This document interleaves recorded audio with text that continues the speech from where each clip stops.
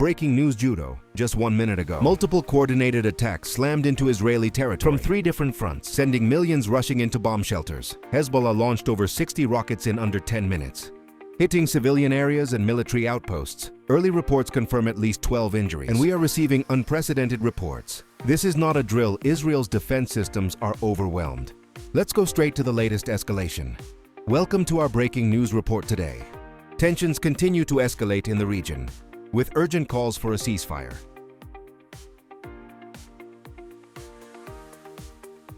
In the south, Hamas fired a barrage of heavy rockets toward Tel Aviv. We can now confirm that Israeli war cabinets have convened an emergency session. The question on everyone's mind: will the United States enter this war? Minutes ago, the USS Dwight Eisenhower Carrier Strike Group changed course toward the eastern Mediterranean. Pentagon sources say it's a precautionary move.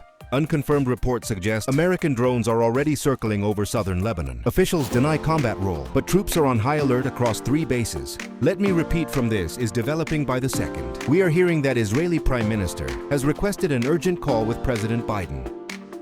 Civilian casualties are rising. Hospitals in northern Israel are operating from underground parking lots. At least 4 are reported in critical condition. Israeli jets reportedly struck a weapons convoy near Damascus. Syria claims intercepts failed. I've just been told the U.S. State Department is evacuating non-essential personnel from its Jerusalem embassy. That is a major red flag. Global markets are tanking. Oil jumped 8% in 15 minutes. Investors are panicking as the risk of a full-scale regional war becomes real. Let's be clear, if U.S. warplanes enter Israeli airspace, we are looking at a potential third intifada, or worse. This is no longer a local conflict. Despite claims of success, the Iron Dome is showing gaps. At least 30 rockets landed inside Israeli cities in the last hour alone. Hamas just declared this the dawn of liberation. They promised even heavier barrages within hours. Israel's Homefront Command ordered all schools closed. We are now getting word. The Israeli Air Force has requested permission to strike deep inside Iranian soil if approved. That means Iran's supreme leader released a statement calling Israel a cancer to be removed. Military advisors are reportedly heading to Lebanon as we speak. Jordan and Egypt have sealed their borders with Israel and the Palestinian territories. Fears of a wider displacement crisis are growing across the region. This just in: the U.S. has moved the USS Baton Amphibious Ready Group closer to Israel's coast. That group carries 25 Marines. This is not a drill. Israeli military sources tell us that preemptive strikes against Iranian nuclear sites are on the table if the U.S. gives the green light within 48 hours. The UN Security Council convened an emergency session at 3:00 a.m. New York time, no resolution yet. This is unacceptable. You have no right. I want to stress to our viewers, to patient, we have never seen this level of synchronized attack on Israel since the Yom Kippur War. We need to coordinate the evacuation immediately. The situation is escalating. Agreed, we have teams en route to assist. Good. Our citizens are vulnerable. Breaking through right now, terror. The White House has just announced an emergency press briefing. In 20 minutes, the subject: Middle East security guarantees. Stay with us. Reports just emerging tell a large explosion near Damascus airport. Some say it was an Israeli strike on an Iranian weapons shipment. Saudi Arabia and UAE have both issued travel bans and are scrambling their air forces. They fear Iranian missiles could target their oil fields. If war expands, let me connect the dots. Iran attacks via proxies. Israel retaliates. US moves warships. That's the classic tripwire scenario. One mistake, and we have World War III chatter. Israel has called up an additional 50,000 reservists. That's on top of the 100,000 already activated. Their mission pinned. Prepare for a multi-front ground invasion. Gaza is now under near total blackout. Internet and electricity cut. Humanitarian groups warn of a catastrophe as Israeli ground forces mass at the border. We are now hearing that the U.S. has deployed 2 electronic warfare aircraft to the region. These are used to jam enemy. American MQ-9 drones are now circling over the eastern Mediterranean. Their cameras are pointed at Israeli and Lebanese borders. This is real-time surveillance for potential targets. Iranian-backed militias in Iraq have declared open season on U.S. bases. Last hour, our sirens sounded near the American embassy in Baghdad. It has been 90 minutes since the first rocket fell. In that time, we have seen 3 nations directly involved and 2 superpowers on standby. Over 300 rockets have been fired at Israel since our broadcast began. Iron Dome claims 85% success to new, but that means 45 rockets hit their targets. Al Jazeera is now reporting that Qatar and Kuwait have offered their air bases to U.S. forces for defensive operations that removes a major logistical hurdle. I need you to understand what this means. If the US enters, it's not just Israel versus Iran. It's the West versus the axis of resistance. That changes everything. Россия привела свои военно-морские силы в Восточном Средиземноморье в состоянии повышенной готовности, у них есть бесполетная зона.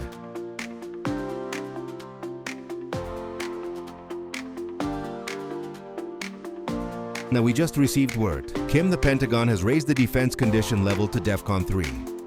That hasn't happened since the 1973. Hospitals across central Israel are overwhelmed. At least 30 civilians have been admitted with shrapnel wounds.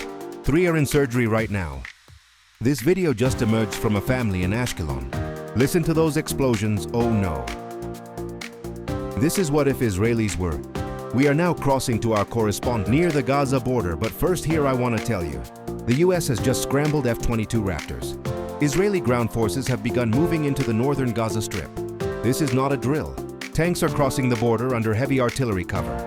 Heavy clashes are reported near Beit Hanun. Hamas claims they destroyed 3 Israeli tanks. IDF has not confirmed but says they are advancing according to plan. Let me bring you this, Trevor. The US National Security Advisor just tweeted a single word. Consequences, that is a coded message. I believe it means airstrikes are imminent. Thousands are fleeing southern Lebanon. Hezbollah has told civilians to evacuate border villages, a sign they expect massive Israeli retaliation. A Hezbollah anti-ship missile struck an Israeli corvette off the coast of Haifa. The Navy confirms damage but says the ship remains operational. 4 sailors injured. I'm gonna say what others won't. The US already has special forces on the ground in Israel.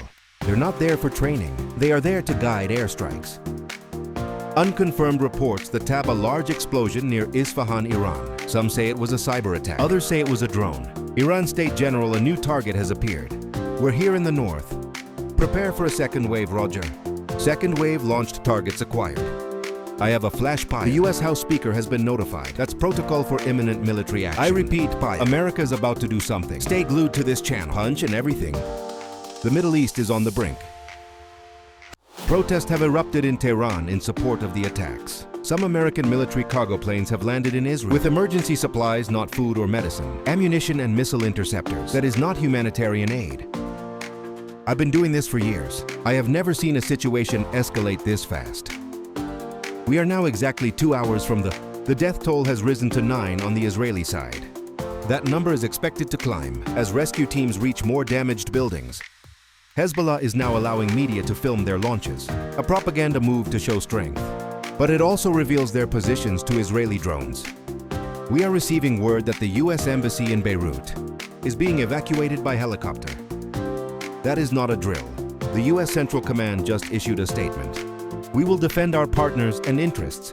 That is as close to a declaration of intent as you will get. Even Jerusalem is not safe. A rocket landed near the outskirts of the city, triggering panic at the Western Wall. Thousands ran for cover. Good evening. We're monitoring the situation. Let me summarize for those just joining. Israel is under attack from 3 fronts. The US is moving warships. Planes and troops. Iran is threatening, and we are minutes away. Something just launched from a US Navy ship in the Red Sea. We cannot confirm the target.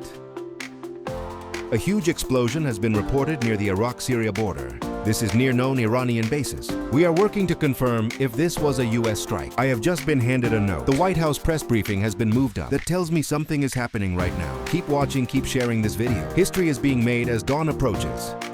Israeli ground forces are preparing for the next phase. They know what's at stake. This is no longer a fight for territory. This channel will not stop broadcasting until we have clarity. But I must warn you well then, if the US enters this war, internet and communications could. The streets of Tel Aviv look like a ghost town. Everyone is inside, even the military police are bunkered down. The calm before the storm. We are ending this segment on a cliffhanger because that is where we stand. The next hour will decide the fate of the region. Until then, now stay safe, stay informed, and stay with us. Unknown aircraft have just entered Israeli airspace. From the Mediterranean, they are not Israeli.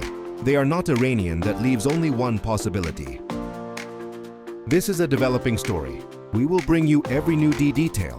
Like, share, subscribe with notifications on.